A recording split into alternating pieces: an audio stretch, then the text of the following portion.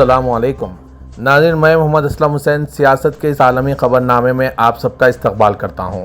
امریکی صدر Donald Trump نے غزہ میں فلسطینیوں کو درپیش سنگین فاقہ کشی کی صورتحال کو تسلیم کرتے ہوئے اسے خوفناک قرار دیا ہے، جو اسرائیلی محاصرہ اور انسانی امداد پر پابندیوں کے دوران جاری ہے۔ ڈونلڈ ٹرمپ نے آج وائٹ ہاؤس میں صحافیوں سے بات کرتے ہوئے کہا کہ جو کچھ وہاں ہو رہا ہے وہ انتہائی خوفناک ہے، یہ ایک بھیانک صورتحال ہے۔ تاہم امریکی صدر نے اسرائیل کا ذکر نہیں کیا، جس کی جارحیت کے نتیجے میں امدادی مراکز کے قریب قطاروں میں کھڑے 1000 سے زائد فلسطینی جاں بحق ہو چکے ہیں۔ یہ بیانات ایک ایسے وقت میں سامنے آئے ہیں جب ٹرمپ کے خصوصی ایلچی اسٹیو ویٹکوف اور اسرائیل میں امریکی سفیر مائک ہکابی غزہ کے دورہ کرنے کی تیاری کر رہے ہیں تاکہ اسرائیل کے زیر انتظام متنازع GHF فوڈ ڈسٹریبیوشن مراکز کا جائزہ لے سکیں اور ایک نئی امدادی حکمت عملی ترتیب دی جا سکے۔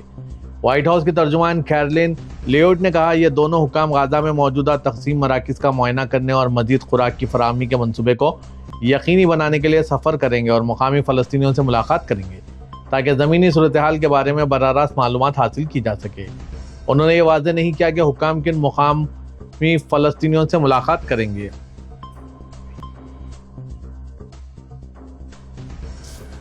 فلسطینی وزارت صحت نے کہا ہے کہ غزہ پر اسرائیلی فوج کے حملوں میں پچھلے 24 گھنٹوں کے دوران مزید 111 فلسطینی شہید اور 820 زخمی ہو گئے ہیں۔ غیر ملکی ذرائع ابلاغ کے مطابق فلسطینی وزارت صحت کے بیان میں کہا گیا کہ مارچ میں جنگ بندی خاتمے کے بعد اسرائیلی حملوں میں 9081 فلسطینی جام شہادت نوش کر چکے ہیں، جبکہ 35048 افراد زخمی ہوئے ہیں۔ فلسطینی حکام کے مطابق 7 اکتوبر 2023 کے بعد سے اسرائیلی فوج کے حملوں میں 60,249 فلسطینی شہید جبکہ 1,47,089 فلسطینی زخمی ہو چکے ہیں۔ فاقہ کشی اور غذائی قلت سے پچھلے 24 گھنٹوں میں 7 فلسطینی شہید ہوئے۔ غزہ میں فاقہ کشی اور غذائی قلت سے اب تک 89 بچوں سمیت 154 فلسطینی شہید ہو چکے ہیں۔ دوسری جانب فلسطینی علاقے غزہ میں انسانی بحران مزید شدت اختیار کر گیا ہے، جہاں گزشتہ 24 گھنٹوں کے دوران غذائی قلت کے باعث مزید 7 افراد جام شہادت نوش کر گئے۔ حماس کے زیر انتظام وزارت صحت کا کہنا ہے کہ 2023 میں اسرائیل حماس جنگ کے آغاز سے اب تک 154 افراد قحط اور غذائی قلت کے باعث اپنی جانیں گنوا چکے ہیں، جن میں 89 بچے شامل ہیں۔ رپورٹس کے مطابق گزشتہ روز اقوام متحدہ کے تعاون سے کام کرنے والے عالمی ماہرین غذائی تحفظ نے خبردار کیا ہے کہ غزہ میں قحط کا بدترین منظرنامہ اب عملی طور پر رونما ہو رہا ہے۔ اسرائیل نے دعویٰ کیا ہے کہ وہ غزہ میں امدادی سامان کے داخلے پر کوئی پابندی عائد نہیں کر رہا، تاہم اس بیان کو یورپی اتحادیوں، اقوام متحدہ اور غزہ میں سرگرم امدادی تنظیموں نے مسترد کر دیا ہے۔ پیرس کی گلیوں سے ایوان صدر تک پہنچنے والے اخبار فروش پاکستانی نژاد علی اکبر کو فرانس کے اعلیٰ ترین سول اعزاز سے نوازا گیا۔ پاکستان کے راولپنڈی شہر سے تعلق رکھنے والے 72 سالہ علی اکبر گزشتہ 5 دہائیوں سے پیرس کے معروف علاقے سینٹ جرمین دیپری میں اخبارات بیچنے والے کے طور پر جانے جاتے ہیں۔ ان کو فرانس کے اعلیٰ ترین اعزاز لیجین آنر ڈی سے نوازا گیا ہے۔ یہ اعزاز نہیں فرانس کے صدر ایمانوئل میکرون نے ایلزے پیلس میں ایک خصوصی تقریب کے دوران عطا کیا۔ علی اکبر 1953 میں راولپنڈی میں انتہائی غربت میں پیدا ہوئے۔ انہوں نے 12 سال کی عمر میں اسکول چھوڑ کر اور محنت مزدوری کر کے مختلف کام کرتے رہے۔ اپنی محنت سے پڑھا سیکھا اور ایک لمبا سفر طے کرتے ہوئے افغانستان، ایران اور یونان سے ہوتے ہوئے 1973 میں پیرس پہنچے۔ 1974 سے وہ پیرس کی گلیوں میں لی مونڈے، لی ایکوس جیسے مشہور فرانسیسی اخبارات بیچتے رہے اور اپنی نرالی آواز اور مسکراہٹ سے لوگوں کا دل جیت لیا۔ نیو یارک ٹائمز کے مطابق علی اکبر فرانس کے آخری اخبار فروش سمجھے جاتے ہیں۔ یہ ایک ایسا پیشہ ہے جو 1960 کی دہائی میں اپنے عروج پر تھا مگر اب ختم ہوتا جا رہا ہے۔ پیرس کے مقامی لوگ ان سے بے پناہ محبت کرتے ہیں۔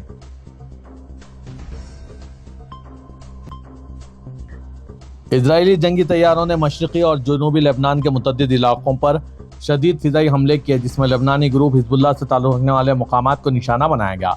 یہ اطلاع لبنان کے سرکاری میڈیا اور فوج کے ایک ذرائع نے بھی دیا ہے۔ لبنان کی قومی خبر رساں ایجنسی کے مطابق اسرائیلی فضائی حملوں کے ایک سلسلے نے مشرقی لبنان کے بقا علاقے میں مشرقی پہاڑی سلسلے اور جنوبی لبنان کے اندر وسیع علاقوں کو نشانہ بنایا۔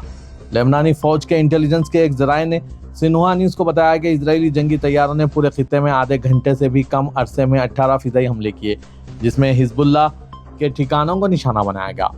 دراصل ایک بیان میں اسرائیلی ڈیفنس فورسز نے کہا ہے کہ اس کی فضائیہ نے وادی بقا، مشرقی لبنان اور جنوبی لبنان میں اسٹریٹجک ہتھیاروں کی تیاری اور ذخیرہ کرنے کے مقامات کو نشانہ بنایا۔ یہ بیان میں کہا گیا ہے کہ نشانہ بنائے گئے اہداف میں دھماکہ خیز مواد کی تیاری کی جگہ تھی جو حزب اللہ کے ہتھیاروں کو تیار کرنے کے ساتھ ساتھ اسٹریٹجک ہتھیاروں کی تیاری اور ذخیرہ کرنے کے لیے زیر زمین جگہ بھی شامل تھی۔ اس نے دعویٰ کیا کہ حزب اللہ نے ان مقامات اور صلاحیتوں کی بحالی کی کوشش کی ایسے اقدامات جو اسرائیل اور لبنان کے درمیان مفاہمت کی خلاف ورزی کرتے ہیں۔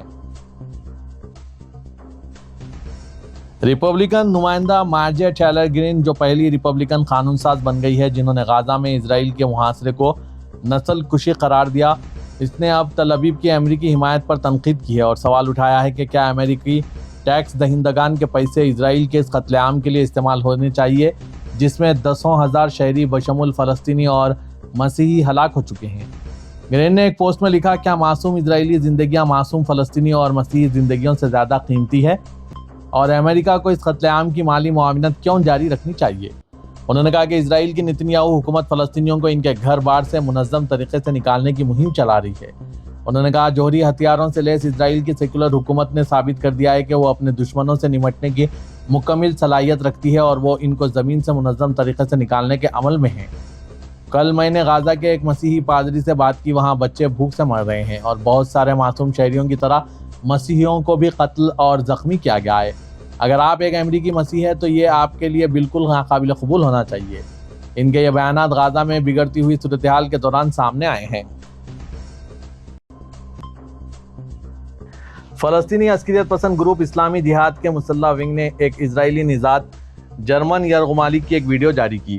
فرانسیسی خبر رساں NCAFP کے مطابق 6 منٹ کی ویڈیو میں دیکھا گیا ہے کہ یرغمالی بنایا گیا مرد غزہ میں بھوک کے بحران کی حالیہ فوٹیج دیکھتے ہوئے عبرانی زبان میں بات کر رہا ہے۔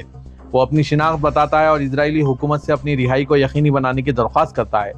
AFP فوری طور پر اس ویڈیو کی تصدیق نہیں کر سکا، نہ ہی یہ معلوم ہو سکا ہے کہ یہ کس تاریخ کی ہے، تاہم کئی اسرائیلی خبر رساں اداروں کے مطابق یرغمالی کی شناخت جرمن نژاد اسرائیلی روم براسلاوسکی کے طور پر ہوئی ہے۔ اسلامی جہاد نے گزشتہ ہفتے اعلان کیا تھا کہ اس کا یرغمالی سے رابطہ منقطع ہو گیا۔ تازہ ترین ویڈیو کے آغاز میں کامنٹری میں اس بات کو دہرایا گیا ہے جس سے معلوم ہوتا ہے کہ یہ ویڈیو ایک ہفتہ قبل بنائی گئی تھی۔ معلوم ہوتا ہے کہ یہ تصاویر ایک ہفتے سے زیادہ پہلے فلمائی گئی تھی۔ روم براسلاوسکی کے ایک سابقہ ویڈیو 16 اپریل کو جاری کی گئی تھی۔ جنوب مغربی ترکیہ میں قدیم شہر لاڈیوکیا میں کھدائی کے دوران 2000 سال پرانی اسمبلی کی عمارت دریافت ہوئی ہے جسے قدیم شہر کے انتظامی مرکز کے طور پر تصور کیا جا رہا ہے۔ یہ شہر یونیسکو کی عالمی ورثے کی عارضی فہرست کا حصہ ہے۔ یہ دریافت 2025 کے کھدائی کے موسم کے دوران ہوئی جو کہ اس شہر میں 22 سالہ آثار قدیمہ اور بحالی کی کوششوں میں ایک اہم سنگ میل ہے۔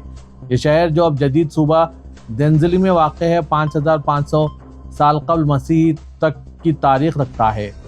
لاڈیوکیا میں پہلے کی گئی دریافتوں میں خوبصورت فرانسکو سے مزین ٹراورٹن بلاکس، مشہور رومی شہنشاہ ٹراجان کا 3 میٹروں بلند یعنی تقریباً 10 فٹ مجسمہ، ٹرائن فاؤنٹین، ایک پادری کے سر کا مجسمہ اور ہومر کی دی اوڈیسی میں اس خوفناک عفریت اسکائلا کے مجسمے شامل ہیں۔ اس سال کی کھدائی کا مرکز قدیم اسمبلی عمارت تھی جسے ماہرین آثار قدیمہ اب شہر کے سیاسی اور عدالتی مرکز کے طور پر تصور کرتے ہیں۔ سعودی وزارت حج کا کہنا ہے کہ عمرہ سیزن کے آغاز سے اب تک 12 لاکھ عمرہ زائرین مملکت آئے ہیں جن کا تعلق 109 ممالک سے تھا۔ وزارت حج و عمرے کی جانب سے جاری رپورٹ میں مزید کہا گیا ہے کہ 15 ذی الحجہ سے عمرہ زائرین کی مملکت آمد شروع ہو گئی تھی۔ وزارت کی جانب سے بیرون مملکت سے آنے والے عمرہ زائرین کے جو اعداد و شمار دیے گئے وہ 45 دن کے ہیں۔ عمرہ سیزن کا آغاز 15 ذی الحجہ سے کیا گیا تھا۔ 30 محرم تک 12 لاکھ عمرہ زائرین کی تعداد ریکارڈ کی گئی۔ وزارت حج کا مزید کہنا ہے کہ گزشتہ سال کے مقابلے میں رواں سال اسی عرصے کے دوران آنے والے عمرہ زائرین کی تعداد میں 30% اضافہ ریکارڈ کیا گیا جبکہ 27% اضافی عمرے ویزے جاری ہوئے۔ رواں برس وزارت حج کی جانب سے 14 ذی الحجہ سے ہی عمرہ ویزوں کو کھولے جانے کا اعلان کیا گیا تھا جس کے فوری بعد 15 ذی الحجہ سے عملی طور پر نسک پورٹل کے ذریعے عمرہ ویزے حاصل اور جاری کیے جا رہے تھے۔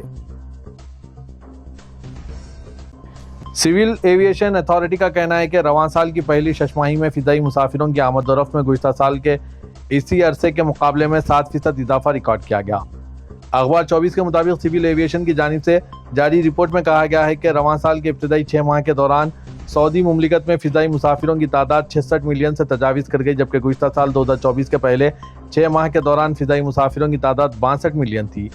رپورٹ میں مزید کہا گیا ہے کہ گزشتہ سال کے مقابلے میں رواں سال پروازوں کی تعداد میں بھی 4% اضافہ دیکھا گیا۔ گزشتہ سال 2024 کے پہلے 6 ماہ کے دوران 4,45,000 سے زائد پروازیں ریکارڈ کی گئی تھی، جبکہ رواں سال کے پہلے 6 ماہ میں یہ تعداد 4,63,000 سے تجاوز کر گئی۔ سعودی عرب میں ہیلتھ انشورنس کونسل نے کارکنوں کے طبی بیمہ پالیسی قانون کی خلاف ورزی کرنے پر 110 کمپنی مالکین پر 2.5 ملین ریال جرمانہ عائد کر دیا ہے۔ اخبار 24 کے مطابق کونسل کی جانب سے جاری بیان میں مزید کہا گیا کہ جرمانے عائد کیے جانے سے قبل تمام اداروں کو نوٹس جاری کیے گئے تھے، جس میں انہیں انتباہ کیا گیا تھا کہ کارکنوں کے بیمہ قوانین کی خلاف ورزی ریکارڈ کی گئی ہے، جسے مقررہ مدت کے دوران حل کیا جائے۔ ہیلتھ کونسل کا کہنا ہے کہ کمپنیوں کو جاری کیے گئے نوٹس کی مدت ختم ہونے کے بعد ان پر جرمانے عائد کیے گئے، جو قانون کے مطابق ہے۔ وزیر سعودی عرب میں ہیلتھ انشورنس قوانین کے مطابق آجر کے لیے لازمی ہے کہ وہ اپنے کارکن اور ان کے اہل خانہ کے لیے سالانہ بنیادوں پر میڈیکل انشورنس فراہم کرے تاکہ وہ اپنا ضروری علاج آسانی سے کروا سکے۔